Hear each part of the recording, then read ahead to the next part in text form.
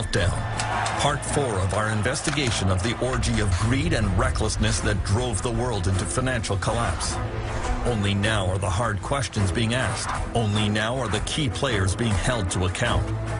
In this hour, after the fall, the sheikh who pretends the crash never happened. Dubai, in many ways, was a state pyramid scheme, a state Ponzi. The Wall Street king charged with fraud. Sounds to me a little bit like selling a car with faulty brakes and then buying an insurance policy on the buyer of those cars. The congresswoman who wants to jail the bankers. You can go after their 7 homes, their yachts. And the world leaders who want a rethinking of capitalism. We are going to be in a mess that's going to make today look like a picnic. Meltdown, the secret history of the global financial collapse.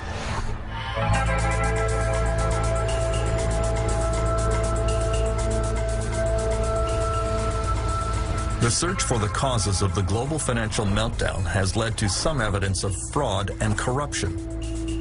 In the city, the financial district of London, England, during the boom, the wild partying and flaunted excess of the banking world became legendary. Then a deep throat appeared, someone who was telling tales out of school that could get everyone in trouble.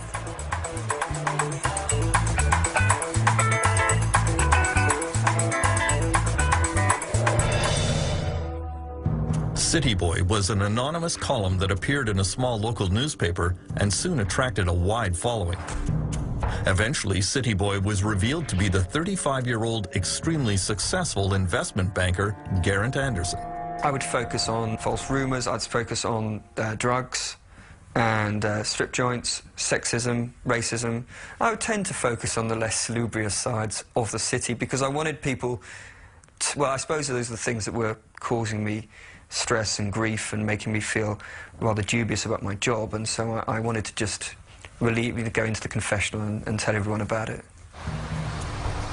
City Boy's revelations included what he saw as widespread immoral and even criminal behavior in London's financial world. He says traders would regularly conspire to circulate false rumors about a company in order to drive its stock price up or down, depending on the bets they had placed.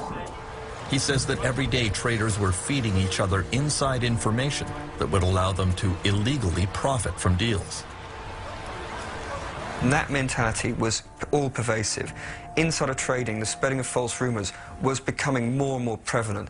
It was basically genuinely a Wild West casino. It was a get-rich-quick. The good times are going to stop rolling at any minute. We've got to make our money. And I found it quite disgusting in a way. I had a very religious background. My grandparents are missionaries. My father was a Labour MP. I was a hippie. What the hell was I doing in this world? The low-level fraud revealed in Britain was nothing compared to the behavior discovered at senior corporate levels in America.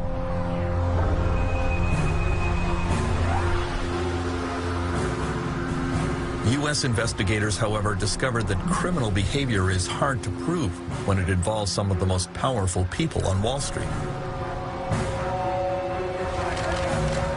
The first 2 U.S. executives charged with fraud were Ralph Cioffi and Matthew Tannen, who ran a giant hedge fund at America's 5th largest investment bank, Bear Stearns. They were among the top golden boys on Wall Street. But the failure of their investment fund in 2007 eventually led to the collapse of the bank. Investors lost billions. Investigators discovered that in March 2007, the two realized that their fund was melting down.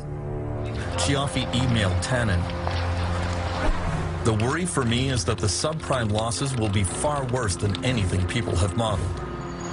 Meanwhile, Tannen bragged that he was still finding suckers to invest in a fund he knew was failing. Believe it or not, I've been able to convince people to add more money.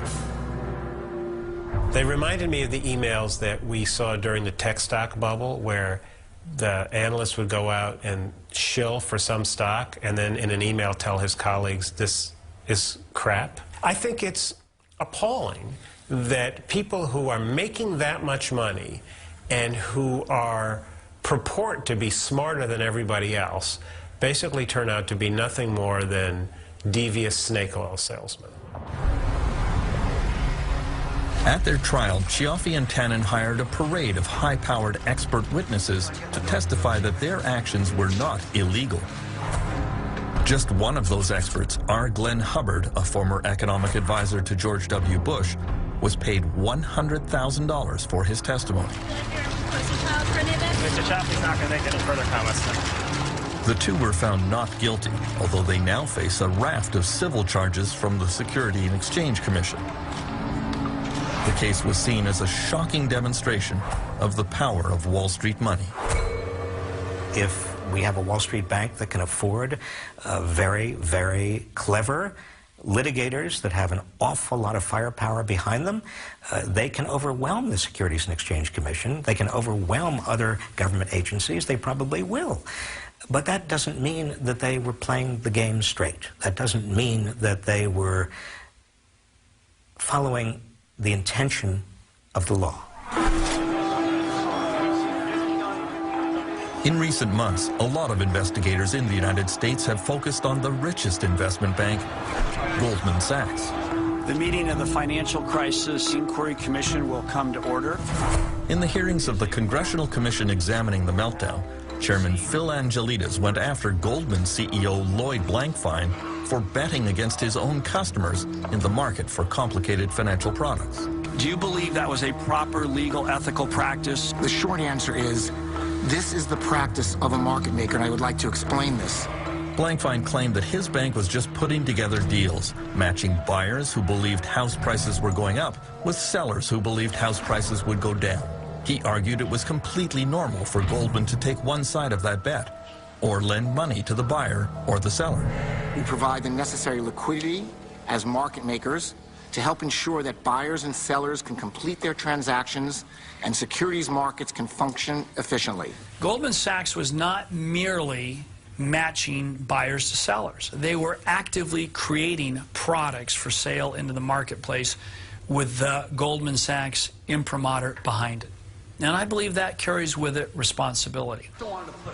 Lloyd Blankfein denied that responsibility. He said betting against his own clients was okay because all parties knew what they were getting into. I'm just going to be blunt with you. It sounds to me a little bit like selling a car with faulty brakes and then buying an insurance policy on the buyer of those cars. Every I'm talking about betting purchaser against of an asset here is an institution, probably professional-only investors dedicated, in most cases, to this business. Representing pension funds who have the life savings of police officers, These teachers. are the professional investors who want this exposure. But that was immediately contradicted by evidence unwittingly provided by a young Goldman trader named Fabrice Tour. A U.S. Senate committee discovered emails in which Mr. Tour had bragged that he was selling to unsophisticated investors, or as he called them, widows and orphans that I ran into at the airport. Goldman Sachs has claimed that it had no idea that the U.S. housing market was destined to collapse. But way back in January 2007, Fab Tour wrote, "The whole building is about to collapse any time now. Only potential survivor, the fabulous Fab, standing in the middle of these complex, highly leveraged, exotic trades he created."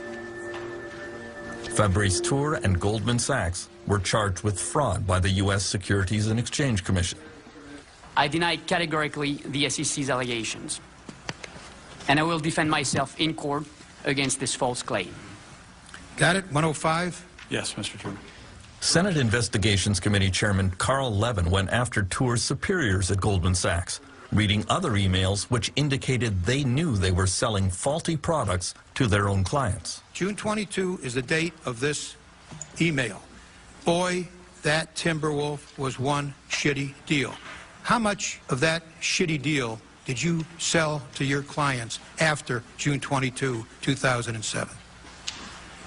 Mr. Chairman, I don't know the answer to that, but the price would have reflected levels that they wanted to invest in. Oh, of course, but they don't know it's a... You didn't tell them you thought it was a shitty deal? Well, I didn't say that. Come on, Mr. Sparks. Well, Mr. Chairman... Should Goldman Sachs be trying to sell... And by the way, it sold it, a lot of it, after that date. Should Goldman Sachs be trying to sell a shitty deal? Well, Can you answer Again, I that didn't one? use those Can you words. answer that one, yes or no? I mean, we expect, I think, when we go into the hardware store or when we go into the toy store for our children, that when we buy products, that they're good products and that the people selling them stand behind them. It's really the nature of responsibility in a society and an economy.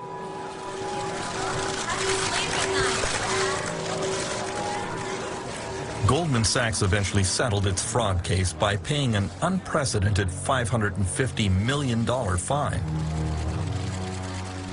But several members of the U.S. Congress sent this letter to the Department of Justice, officially requesting a criminal investigation of Goldman and its senior executives. One of the reasons I'm interested in criminal proceedings is because you can go after their bank accounts. You can actually pry open, claw open their accounts, their personal accounts, their 7 homes, their limousines, their yachts. You can go after. I'm looking for justice for the American people and how we're going to get the money back that our people are owed. Only 2 days after Goldman Sachs was charged with fraud, Chairman Lloyd Blankfein authorized a $5.5 billion package of new bonuses for his executives. That was somewhat galling to members of Congress who had seen the company benefit to the tune of several $100 billion from the U.S. government bailout. Goldman Sachs was not a normal bank. It was a speculator in the market. How would it be if you went to Las Vegas and you gambled all your money away? And then, at the very end, when you said, oh my goodness, my bad behavior should be rewarded, right? And you get the government of the United States to pay for your losses in Las Vegas. That's a great deal. That's what he did. And they not only took their losses and gave them to someone else, they paid themselves bonuses for doing it. The search for fraud and corruption behind the meltdown was also underway in Europe, where some high-level con artists are going right back to business.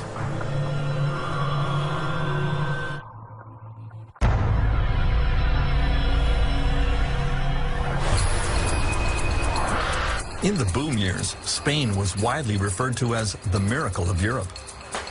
There were more houses built here than France, Germany, and several other European countries combined. But now we know there was a great deal of greed and corruption beneath the surface. Among the brightest stars of the real estate boom here was Francisco Hernando, a true Spanish success story. He lived a flamboyant lifestyle, surrounded by his motorcycle racing team, his corporate jets, and his private yacht. Not just any yacht, but a 236 feet long, costing $80 million, the biggest, most expensive yacht in Spain.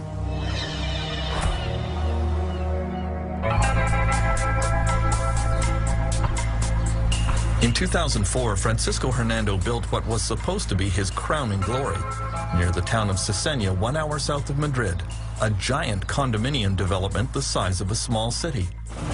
There were 89 buildings containing 13,000 apartments. The project was approved in record time. His town would bear his personal imprint, a community garden named after his wife, Maria Odena.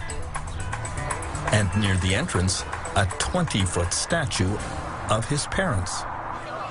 He hecho la fiesta para mí, para los que me han comprado los pisos, los que han confiado en mí. At the gala unveiling of the project, Hernando was treated like a rock star by the Spanish media. Then a young reporter started to examine the story more closely. Bueno, así a primeras dices, pues qué bien, ¿no? Everyone was saying, wow, that's great, that's wonderful, he's a self-made man. El problema es cuando te metes en esa historia y empiezas a The problem is when you dig deeper into the story, you discover that the project was approved in record time with no provision for things like water, roads, health facilities, all things that should be provided for families living there. It wasn't normal to see it approved with all these shortcomings. Alejandro Ramon soon discovered that the Cesena project had been arranged with massive bribes to the mayor of the nearby town. The mayor was arrested.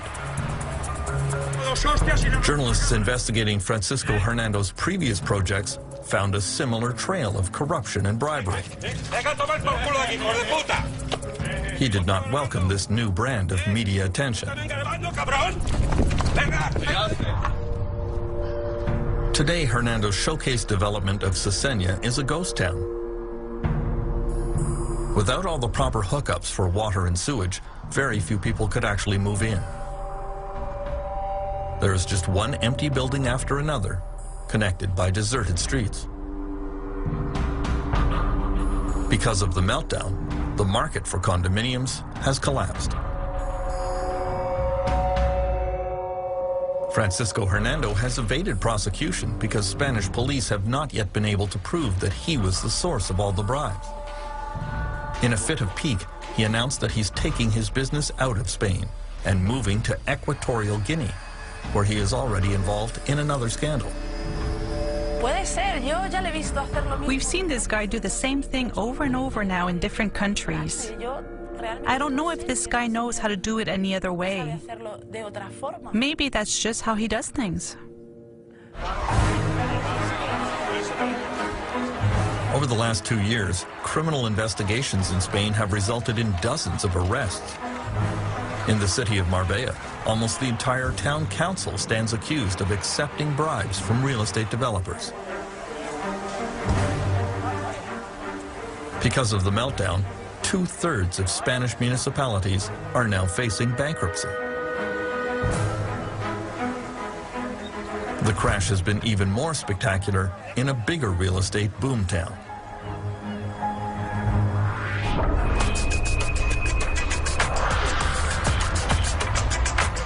In the years before the meltdown, Dubai had the biggest real estate bonanza in the world. Then the market here tumbled, losing 50% of its value, leaving Dubai virtually insolvent. You would think that would upset Dubai's supreme leader, Sheikh Mohammed bin Rashid Al Maktoum, but apparently not. In January 2010, Sheikh Mohammed threw this massive party to mark the opening of the world's tallest building, the Burj Khalifa.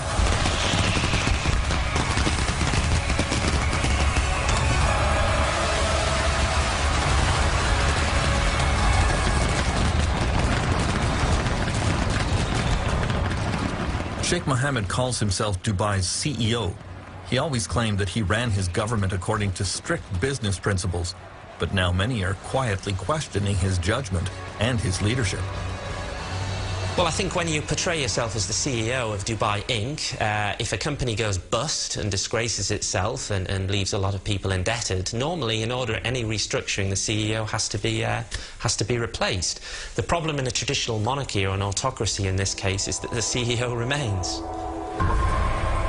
Government and business officials in Dubai have followed the Sheikh's lead. At the top of the Burj Tower on the day it opened, excited that all of you are the first group of people to actually come to the Burj at the top. Dubai's leading developer tried to portray the Dubai real estate crash as a good thing. Maybe values are changing, and that's good because the city at one point got to be too expensive. So I think that's good for the customers and that's good for the city. Moving through Dubai, you encounter a lot of evidence that things are not quite as rosy as the leadership pretends. This brand new $8 billion transit system was built by Japanese companies, but now the Dubai government can't pay for it. The Japanese are being offered a few cents on the dollar over a period of many years.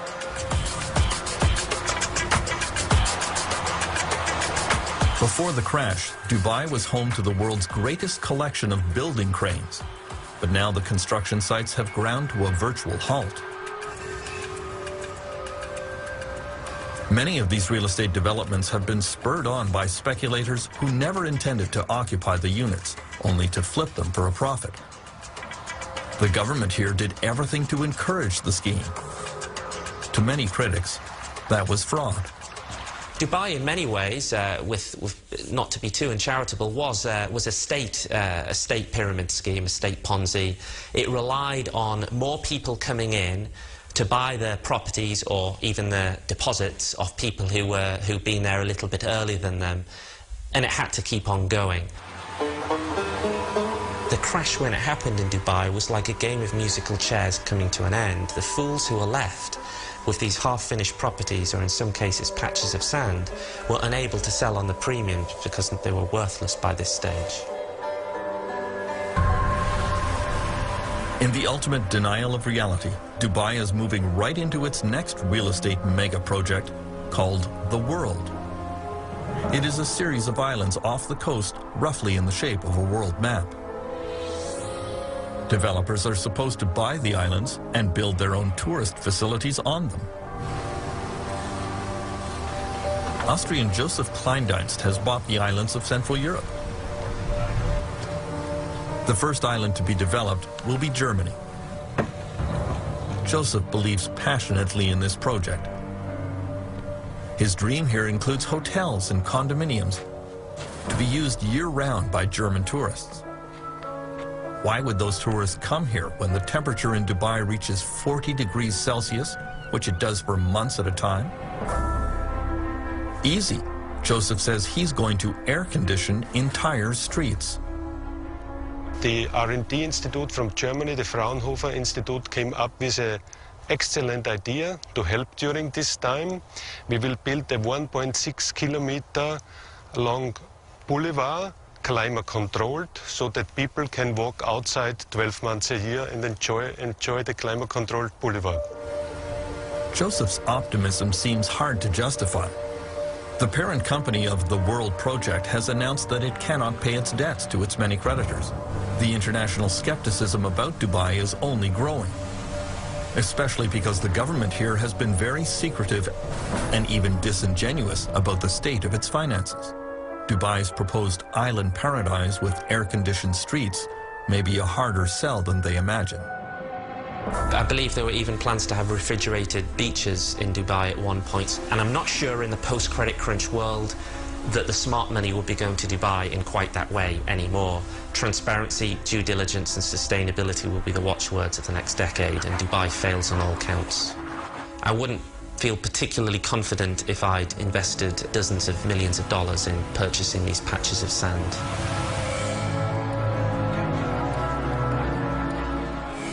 While Sheikh Mohammed tries to pretend that the meltdown never happened, other world leaders are trying to get to the root of the problem.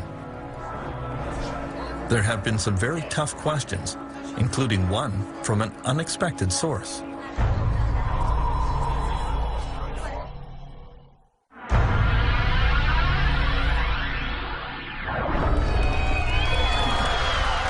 Queen Elizabeth has lived through the Great Depression, World War, and numerous financial collapses, but she found the 2008 meltdown especially troubling. A few weeks after the crash, she decided to make her first ever visit to the London School of Economics. For a few minutes, she made polite conversation with her hosts and then surprised them with a tough question about the financial crisis. If they were all so smart, why did nobody notice it coming? The staff at the LSE were somewhat flummoxed by the question and eventually wrote to the Queen that it was a failure of imagination. Martin Wolf of the Financial Times of London, considered one of the foremost economic minds in Britain, has a more intriguing answer. We will never foresee these things because the system is ultimately just too complicated for anybody really to understand. The economy is an extremely complex, adaptive system. In fact, I think it is the most complex system we know. It has the complexity of billions of people engaged, producing billions of products over time and space. And they are people, and because they're people, they are subject to all the emotions of human beings, both euphoria and panic and all the rest of it, collectively and individually. Such a system will generate very complicated phenomena, and it will often be very, very difficult to interpret them. The United States government is also searching for what went wrong. There is general agreement that it was a major failure of the U.S. regulatory system, starting with the SEC, the Securities and Exchange Commission. The SEC was asleep at the switch. The Federal Deposit Insurance Corporation, for much of the time, was asleep at the switch. The Treasury, for much of the time, was asleep at the switch. But the drowsiness was all induced by this very, very powerful opiate called market fundamentalism. The idea that markets were basically perfect. They could do no wrong, that investors were smart, that smart investors would make all the inquiries they needed to make, that information was relatively and easily available to everyone, that therefore there could not be any problem.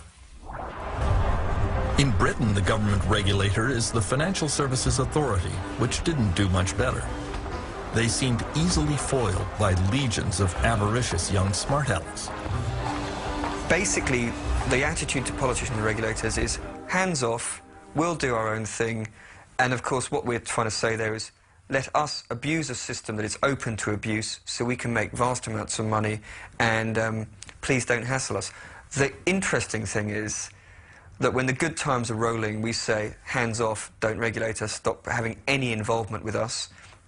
And then as soon as we get in trouble, we come cap in hand and saying, actually, can you sort us out? So it's a heads I win, tails you lose, or as many people in Britain have said, we privatise the profits of the banks to a select few, idiots like me, and we nationalise the losses to everyone, the idiots out there, the civilians.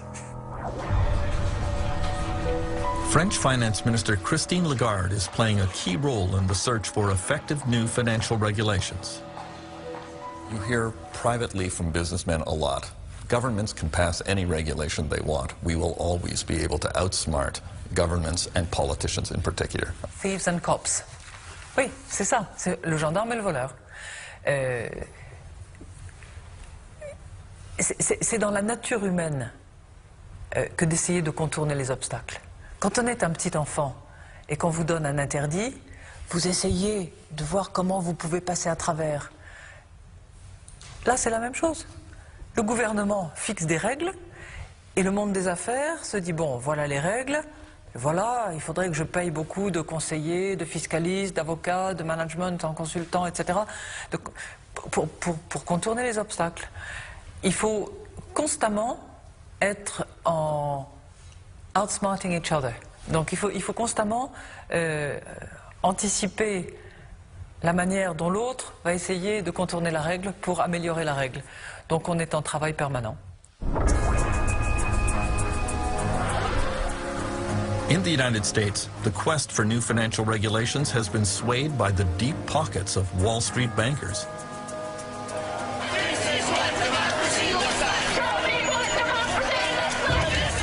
There was real anger at the banks after the meltdown and widespread demand to hold Wall Street accountable.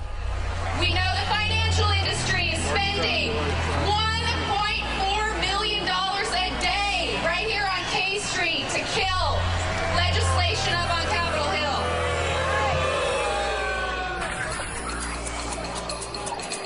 Hill. Consider this. On Capitol Hill, Wall Street lobbyists outnumber elected politicians 5-1. The politicians are surrounded and outgunned. Somehow, though, Wall Street claims that it lost out in the financial reform package eventually signed into law by Barack Obama. I would be very skeptical of all Wall Street claims that they failed in terms of this new financial package. Certainly, they have an interest in making the public feel that they failed. And certainly members of Congress, Democrats and Republicans, have an interest in making the public feel that they were very tough on Wall Street. That certainly is the rhetoric. But look carefully under the surface. Look at these 1,500 pages. Look at how many loopholes are still there. Wall Street came out exceedingly well. They lost the rhetorical contest. They won the regulatory contest. The search for new international financial regulation is proving equally difficult. It is being led by Dominique Strauss-Kahn at the International Monetary Fund. He was a longtime French finance minister and is considered a leading candidate to be the next president of France. The crisis also shows that some very risky behavior in the financial sector may put at risk the whole system.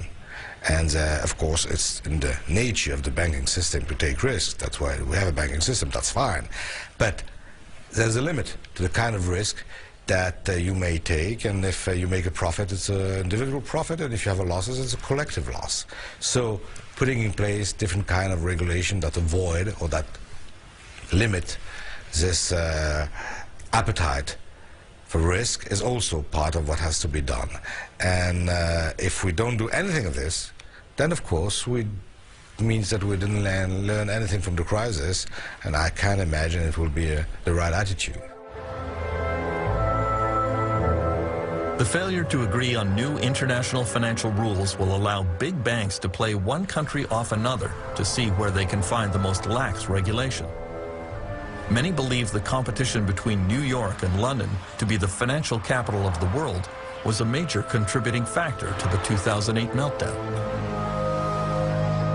Now, the real problem that we face going ahead is that this same kind of pressure, where is going to be the financial capital of the world, is going to come back once the crisis, memories of the crisis have faded.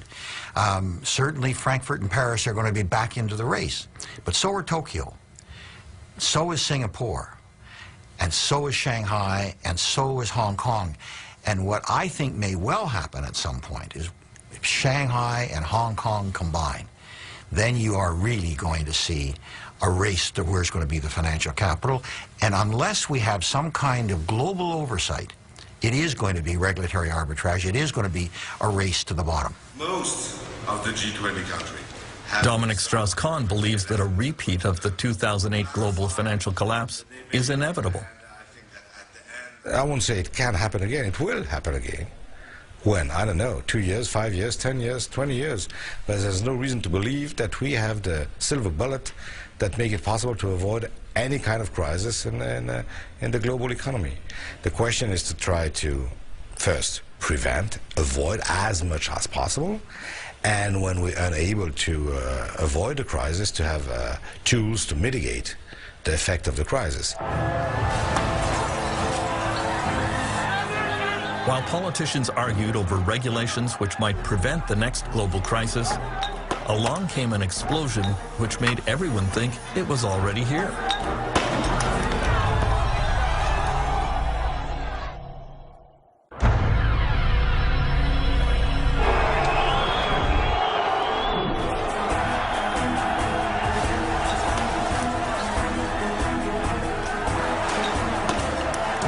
In the spring of 2010, it looked as if the next global financial crisis was already starting.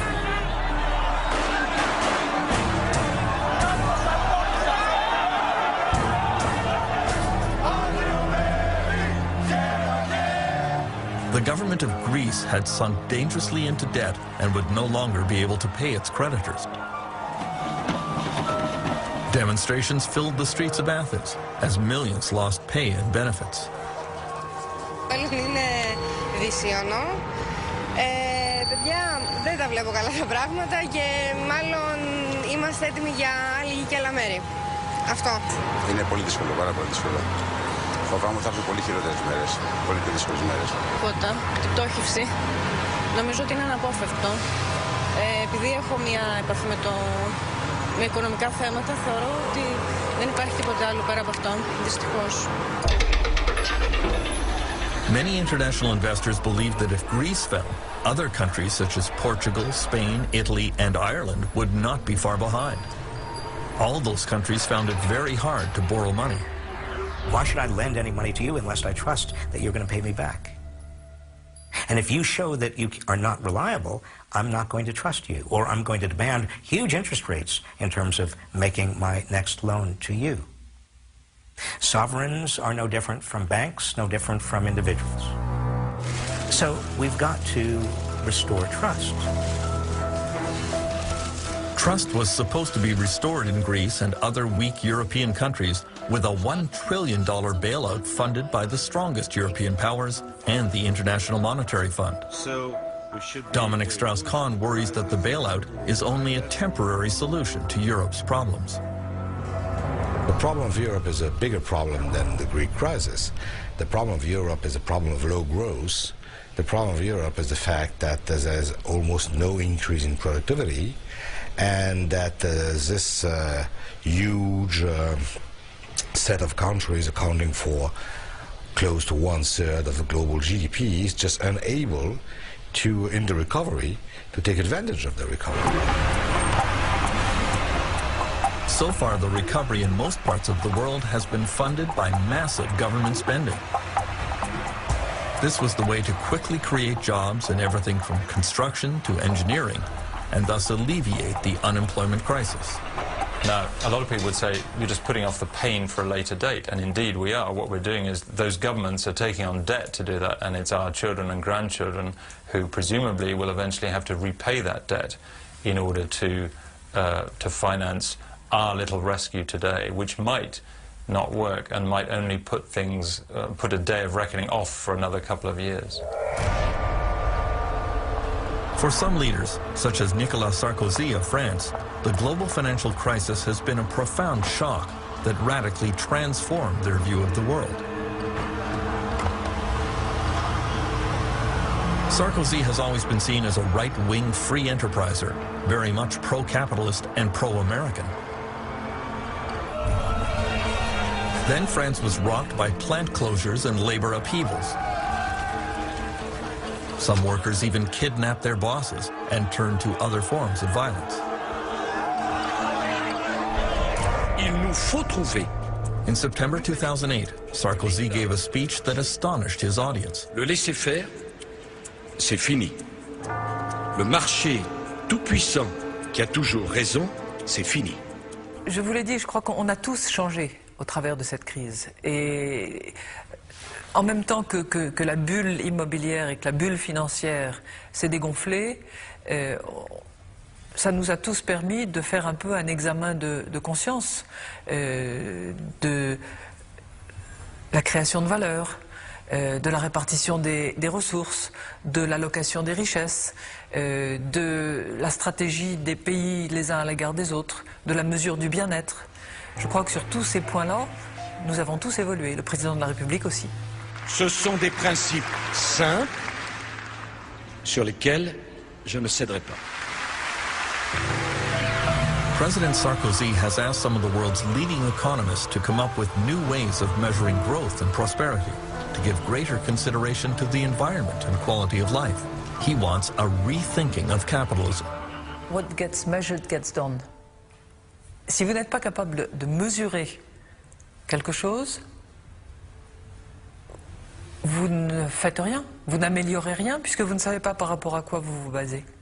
Donc la mesure des choses est extrêmement importante. Je vous donne un exemple.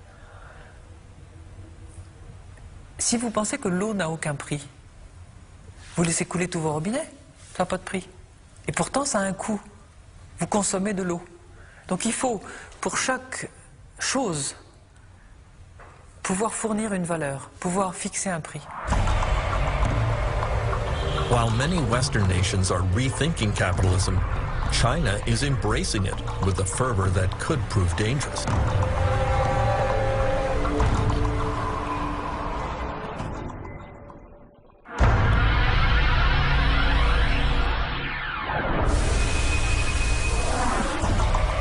The Chinese economy has been surging ahead in the last few years, and many economists seem to believe that China can become a kind of engine that pulls the world out of recession.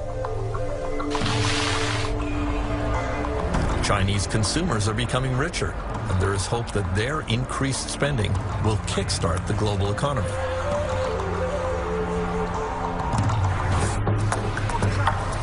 On the other hand, there is widespread concern that the next real estate bubble that will lead to the next global meltdown is already inflating here. In the world's largest municipality, Chongqing, you see the construction of an endless supply of apartments right beside other apartment buildings that are largely unoccupied. Scenes eerily familiar from the real estate bubble which preceded the 2008 meltdown in Dubai and elsewhere.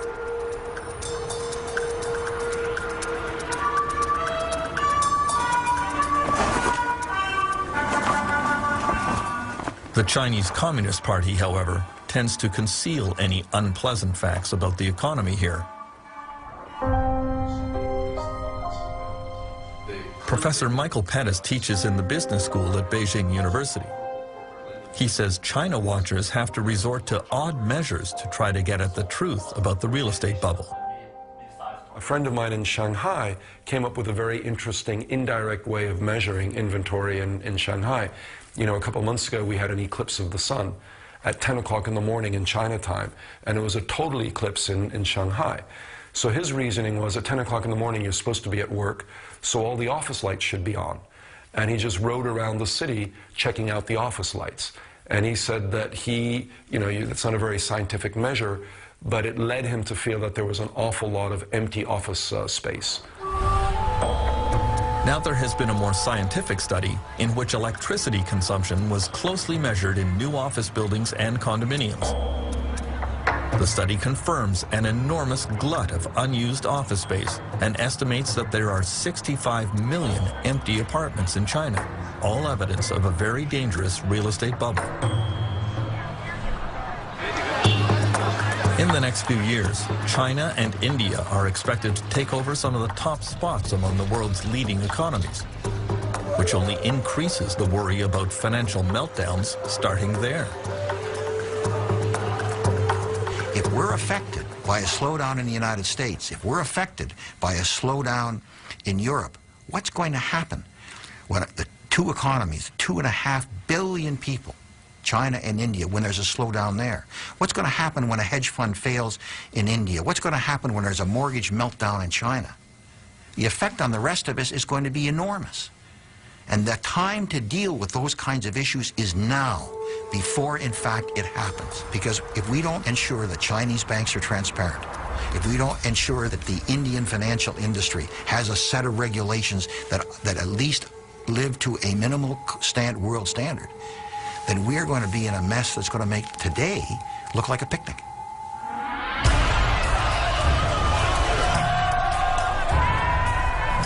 In the last 2 years, Canadians learned about the power and unpredictability of a financial crisis.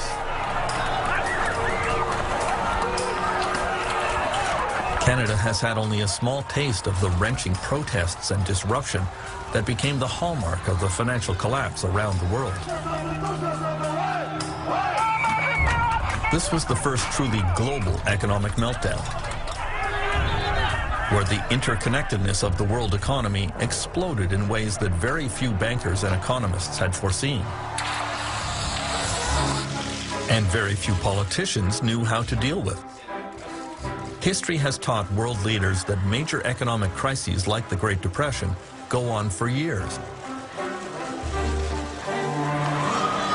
Just when you think it's over, along comes another relapse.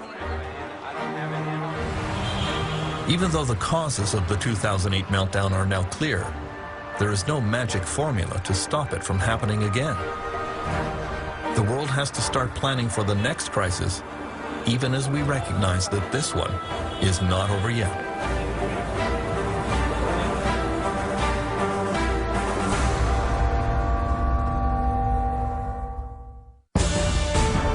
In 2 weeks on DocZone, they are unique in every way.